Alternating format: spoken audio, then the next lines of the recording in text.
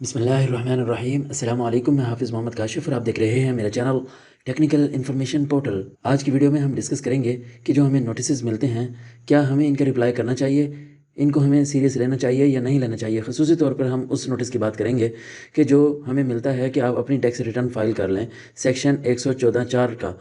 तो आज ही हम इसके ऊपर बात करेंगे, जो अपडेट्स हैं वो भी देखेंगे। वीडियो स्टार्ट करने से पहले आपसे रिक्वेस्ट करूंगा कि अगर आपने अभी तक मेरा channel technical information portal subscribe नहीं किया, सब्सक्राइब कर लें ताकि इसी तरह की वीडियोस और नोटिफिकेशंस आप तक बर वक्त पहुंचते रहें। फ्रेंड्स, हम टॉपिक की तरफ चलते हैं। जब भी हम अपनी टैक्स रिटर्न फाइल नहीं करते, उस वक्त हमें 114(4) का नोटिस मिलता है। इसमें यह होता है कि आप अपनी टैक्स रिटर्न फाइल कर लें। पहले ऐसे होता था, इसके बाद हमें 182 का भी नोटिस मिलता था, पेनल्टी आपको लगा दी जाएगी, आपको फिर उसके बाद रिकवरी का भी नोटिस मिलता था। अब आपको डायरेक्ट रिकवरी का भी नोटिस एफबीआर भेज सकता है, क्योंकि अब इस नोटिस में डायरेक्ट जो दो नोटिस हैं, बेस्ट जजमेंट असेसमेंट का और 182 का पेनल्टी का, उसका भी जिक्र है। इसमें डायरेक्ट ये कहा जाता है कि अगर आप अपनी टैक्स रिटर्न फाइल नहीं करेंगे तो आपको पेनल्टी लगा दी जाएगी। तो उसके बाद रिकवरी का या पेनल्टी का नोटिस भी भेज सकता है। अब इसके बाद क्या क्या स्टेप्स होते हैं वो भी हम डिस्कस करते हैं, किस तरह बचना है वो भी हम डिस्कस करते हैं। जैसे ही नोटिस 114(4) आता है, ये नोटिस इस बात की निशानदेही कर रहा होता है कि आपने अपनी टैक्स रिटर्न ड्यू डेट के अंदर फाइल नहीं की, तो आप अपनी टैक्स रिटर्न फाइल कर लें। ये किस तरह फाइल करते हैं नोटिस के ऊपर, इसके ऊपर मेरे चैनल पर वीडियो मौजूद है, आप उसको देखकर स्टेप्स को फॉलो कर अपनी टैक्स रिटर्न फाइल कर सकते हैं। और जब आप अपनी टैक्स रिटर्न फाइल करते हैं तो उसमें अगर आप सही इन्फॉर्मेशन नहीं देते, तब भी बेस्ट जजमेंट असेसमेंट का नोटिस आ सकता है। उसके ऊपर आपको पेनल्टी भी लग सकती है।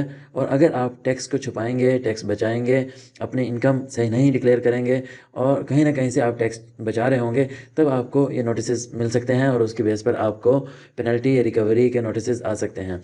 अगर आप 114(4) के नोटिस को रिप्लाई नहीं करते तो आपको उसके बाद 182 सेक्शन का नोटिस भी मिलता है, नोटिस फॉर पेनल्टी, जिसमें कहा जाता है कि आपको पेनल्टी लगा दी जाएगी। सैलरी जो पर्सन है 10,000 की, उन्हें पेनल्टी लगती है। अगर विद इन 10 डेज आप कर लेते हैं tax return, 200 rupees per day के हिसाब से आपको लग सकती है ये जो पेनल्टी है। अगर बिजनेस टैक्स रिटर्न है तो 50K तक, 50,000 तक आपको पेनल्टी लग सकती है।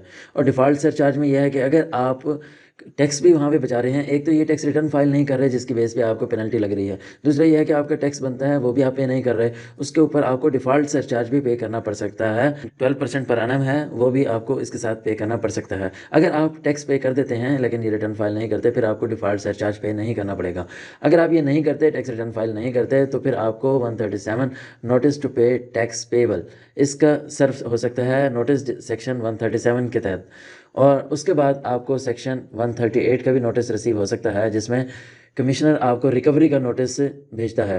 अगर रिकवरी आप नहीं करते तो उसमें आपको बताता है कि आपको अरेस्ट भी किया जा सकता है, आपकी प्रॉपर्टी भी नीलाम की जा सकती है। उसके बाद भी आप रिस्पॉन्ड नहीं करते, सेक्शन 140 जो कि अथोराइज करता है कमिश्नर को कि वो अगर आपके बैंक में पैसे पड़े हैं तो वो डायरेक्टली निकाल सकता है, टैक्स का लॉस पूरा कर सकते हैं। और इसके साथ साथ कमिश्नर आपकी रिकवरी कर सकता है आउटस्टैंडिंग टैक्स जितना भी है, ड्यू टैक्स आपका जो है, उसको रिकवर करने के लिए। उसके पास डिफरेंट ज़राए होते हैं, आपकी प्रॉपर्टी नीलाम हो सकती है, बैंक अकाउंट से डायरेक्ट आपके पैसे निकल सकते हैं, और भी बहुत कुछ हो सकता है, बैंक अकाउंट सीज हो सकते हैं आपके।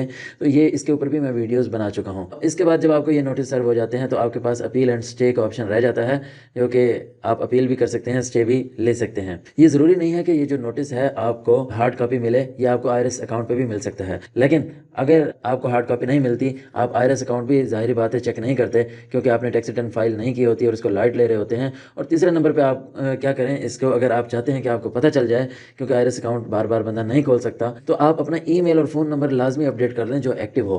क्योंकि जब भी आईआरएस अकाउंट पर नोटिस आता है या कोई भी एक्टिविटी परफॉर्म होती है, तो उसका आपको ईमेल ज़रूर मिलती है कि आपके आईआरएस अकाउंट पर ये एक्टिविटी परफॉर्म हुई है, या इनबॉक्स में कोई नोटिस आया है, या आपकी टैक्स रिटर्न जमा हुई है। नेटवर्क का इशू हो सकता है, लेकिन आपको ये ईमेल भी एक ज़रिया है आपको इंटीमेट करने का। तो अभी आप अपनी फ़ोन नंबर और ईमेल प्रोफाइल में अपडेट कर लें, अगर आपने अभी तक नहीं किया। ये इसलिए भी ज़रूरी है क्योंकि अगर आप पासवर्ड अपना भूल जाते हैं, तब भी आपको रिकवरी यहीं से ही होनी है और कोई ऑप्शन नहीं है, अदरवाइज़ आपको आरटीओ विजिट करना पड़ता है। तो इससे बचने के लिए, सारे प्रोसेस से बचने के लिए, परेशानी से बचने के लिए, आप अपनी टैक्स रिटर्न जो है within due date file कर लें। अभी 2024 का टाइम चल रहा है, 2024 की लास्ट डेट 31 अक्टूबर है, तो आप तब तक अपनी टैक्स रिटर्न फाइल कर लें। अगर आप ड्यू डेट के अंदर टैक्स रिटर्न फाइल नहीं करते तो आपको नोटिस सर्व होता है, तो नोटिस के अंदर भी एक ग्रेस पीरियड होता है, ड्यू डेट होती है जिसके अंदर आपने अपनी टैक्स रिटर्न फाइल करनी होती है, तब तो आप अपनी टैक्स रिटर्न ज़रूर ही फाइल कर दें ताकि आपको परेशानी का सामना ना करना पड़े। आपने IRS अकाउंट पर जो भी आपके प्रीवियस नोटिस हैं उसको इग्नोर ना करें, किसी भी नोटिस को आप इग्नोर ना करें। आप केयरफुली उसे रीड करें, कंसल्टेंट से उसकी ओपिनियन लें, मशवरा करें, रिकॉर्ड कीपिंग अच्छी करें और साथ रिकॉर्ड अच्छा बनाएं, टैक्स रिटर्न अच्छे अंदाज में फाइल करें। आपके फैक्ट्स एंड फिगर एक्चुअल होने चाहिए। ये ना हो कि आप फेक टैक्स रिटर्न फाइल कर रहे हों ताकि आपको परेशानी न उठानी पड़े। तो रिकॉर्ड कीपिंग इसके लिए बहुत ज़रूरी है। तो रिकॉर्ड कीपिंग नहीं करेंगे तब भी आप परेशान रहेंगे, चाहे आप टैक्स पे करते भी हैं। तो उम्मीद करता हूँ आपको मेरी वीडियो पसंद आई होगी। अगर पसंद आई हो तो मेरे चैनल टेक्निकल इन्फॉर्मेशन पोर्टल को सब्सक्राइब जरूर कीजिएगा। इसी के साथ ही हाफिज़ मोहम्मद काशिफ को इजाज़त दीजिएगा। नेक्स्ट वीडियो तक के लिए अल्लाह हाफिज़।